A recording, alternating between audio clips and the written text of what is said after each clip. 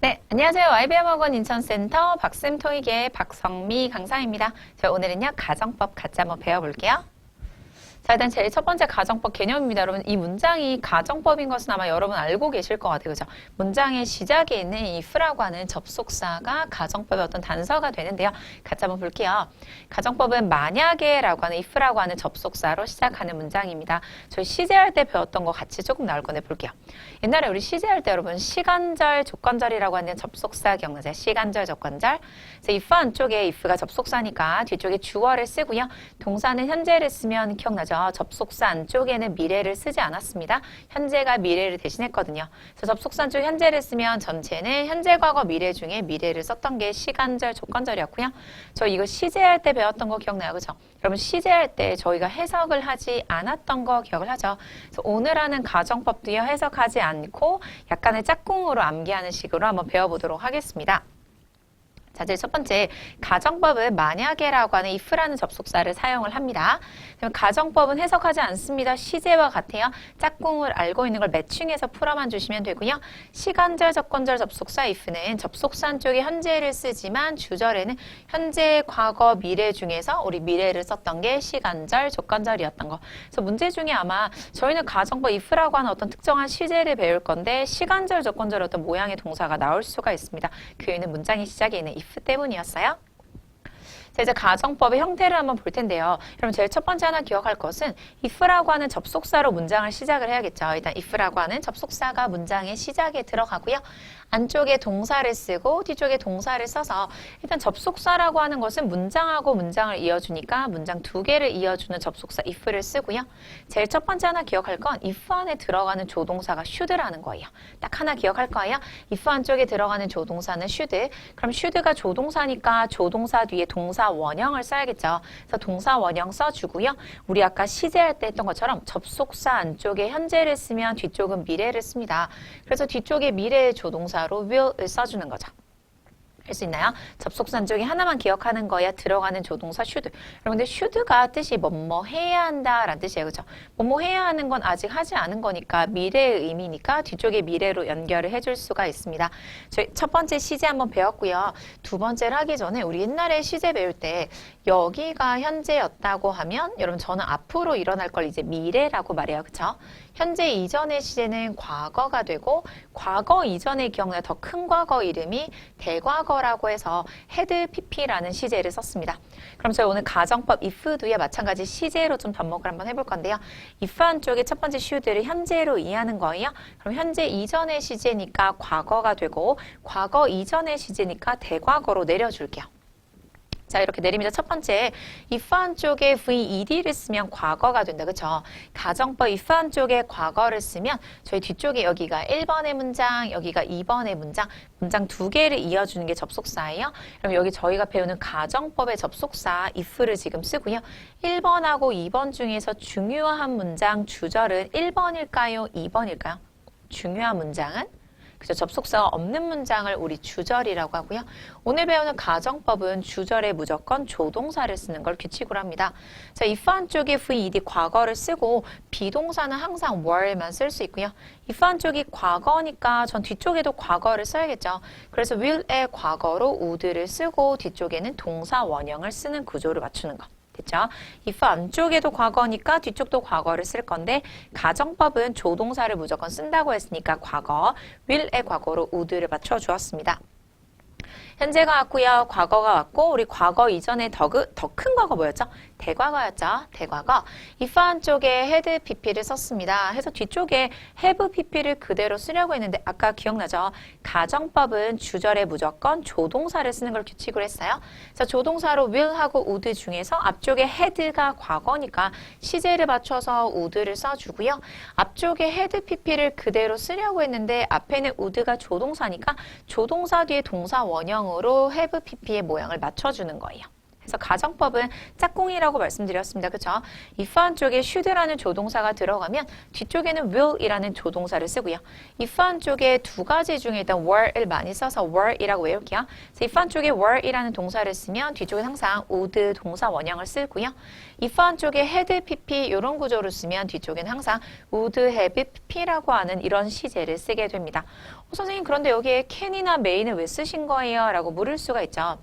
우리 조동사 will은 뭐뭐 할 것이다 라는 뜻이고 조동사 can은 할 수 있다.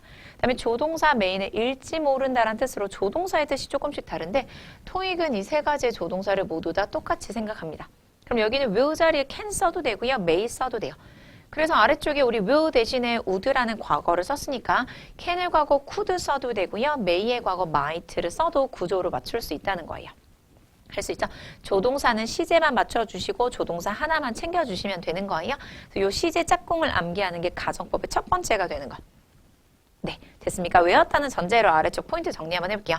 자, 가정법의 시제는 짝꿍이에요. 짝꿍으로 if 한쪽에 아까 우리 should가 오면 주절에는 어떤 시제를 썼죠? if 한쪽에 should면 뒤쪽에는 will 동사 원형을 썼습니다.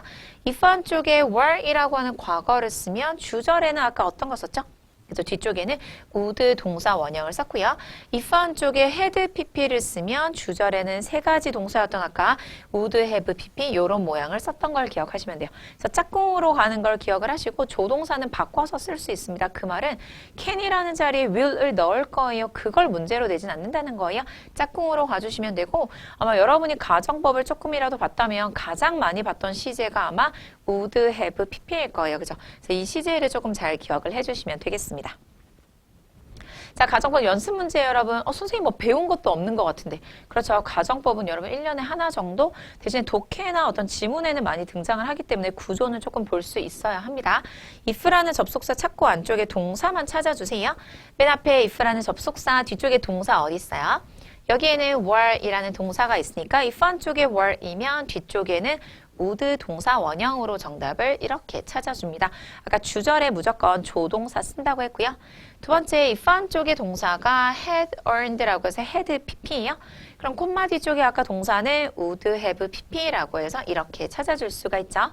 마지막 if 한쪽에 should가 왔습니다. 아까 if 한쪽에 should면 뒤쪽에는 will 동사 원형에서 이렇게 정답을 찾아주면 되고요.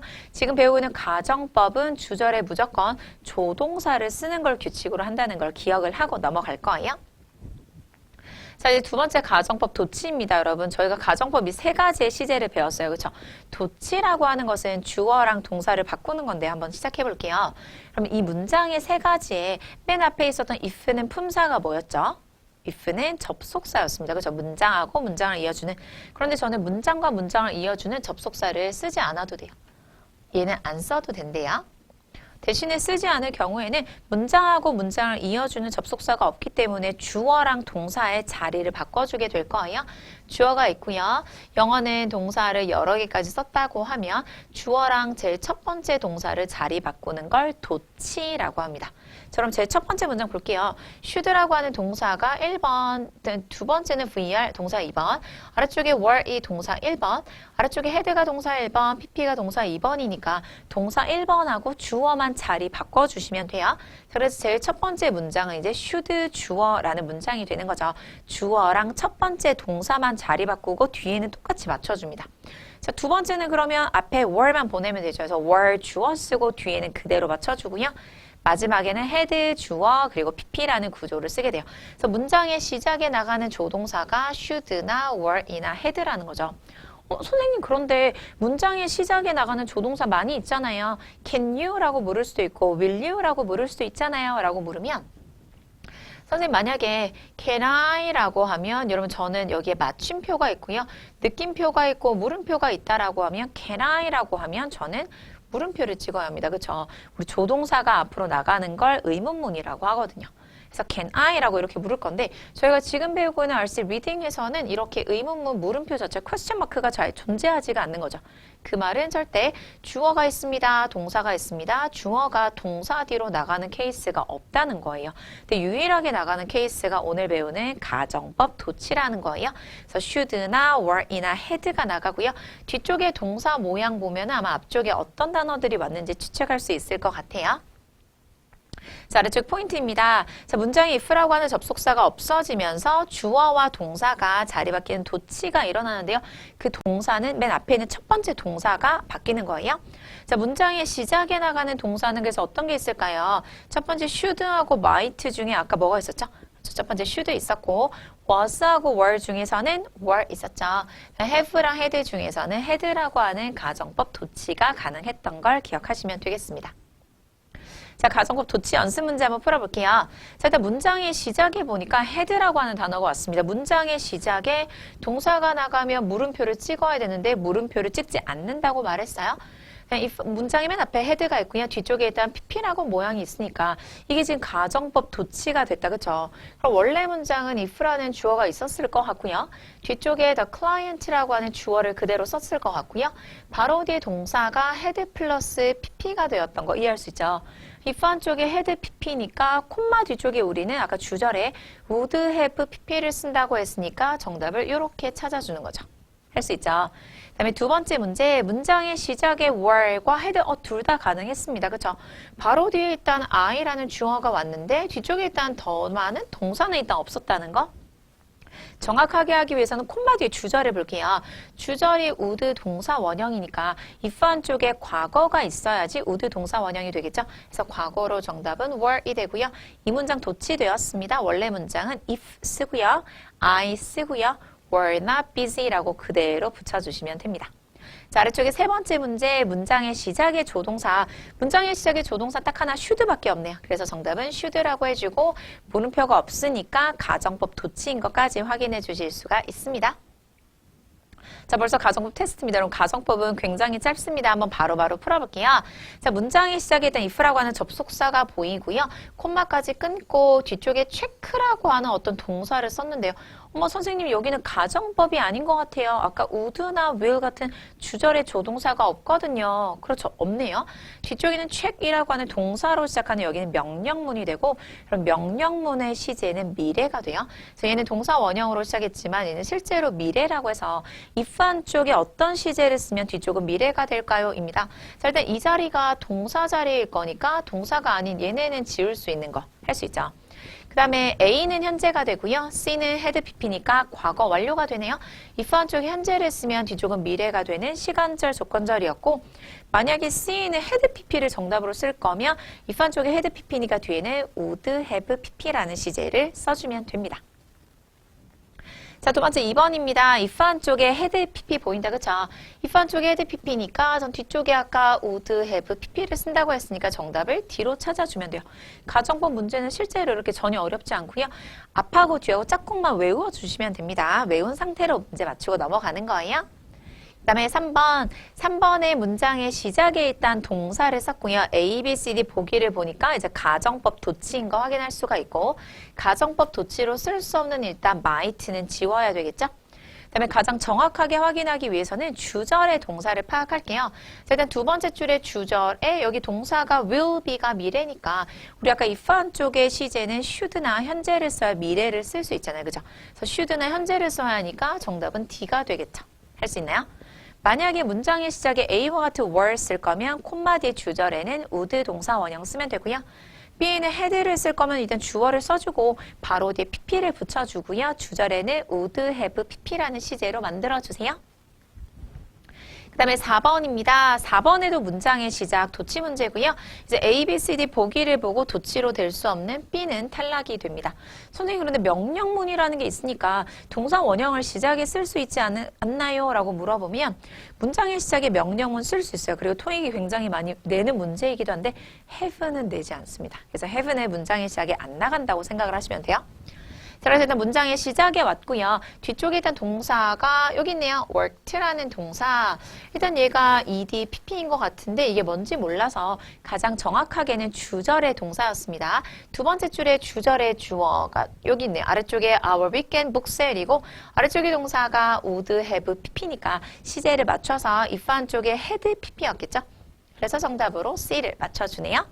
가정법은 마지막 문제예요. 자, 일단 문장의 시작이 여기가 왔고, 여기는 전혀 모르겠다, 그쵸? 근데 지금 동사를 한번 찾아보려고 하니까 두 번째 줄에 had가 왔고요. 그 다음 아래쪽에 succeeded가 왔네요. 우리 헤드를 쓰고 뒤쪽에 주어를 쓰고 pp를 쓴 구조인가 봐요. 헤드랑 pp는 붙였어야 되는데 이 두 가지를 자리 바꾼 도치가 일어났습니다. 선생님 좀 이상한 것 같아요. 아까는 문장의 시작이 항상 헤드가 있었는데요. 자, 우리 여기가 문장 1번이라고 하고 여기 문장, 여기도 문장이라고 하면 그럼 저는 접속사 1번, 2번, 3번 중에 접속사를 몇 번에 쓸 수 있죠? 접속사는 1번하고 2번에 쓸 수 있어요. 그죠? 그래서 문장의 시작에 지금처럼 if가 나갔다고 하면 이 자리에 도치로 나가는 should나 had나 were 써주시면 되고요. if를 만약에 2번의 자리에 썼다고 하면 이 자리에 should나 were이나 had를 썼으면 되는 거예요. 그럼 여기는 지금 가운데 왔으니까 접속사가 여기 있었다는 거죠. 어쨌거나 if 한쪽에 had 플러스 pp니까 전체 문장은 would have pp가 되는 거 이해할 수 있죠. 그래서 would have pp로 정답은 b가 되는 거. 할 수 있습니까? 그래서 if는 접속사는 문장의 맨 앞에 있어도 되고요. 지금처럼 가운데 있어도 돼요. 가운데 있을 때 약간 힌트는 had와 pp가 떨어져 있게 됩니다. 원래는 떨어뜨리면 안 돼. 동사는 붙여서 쓰는 건데 떨어져 있다는 건 주어 동사가 자리 바꾼 도치가 된 거구나 라고 이해하시면 되겠습니다. 이렇게 가정법 마무리하도록 하겠습니다.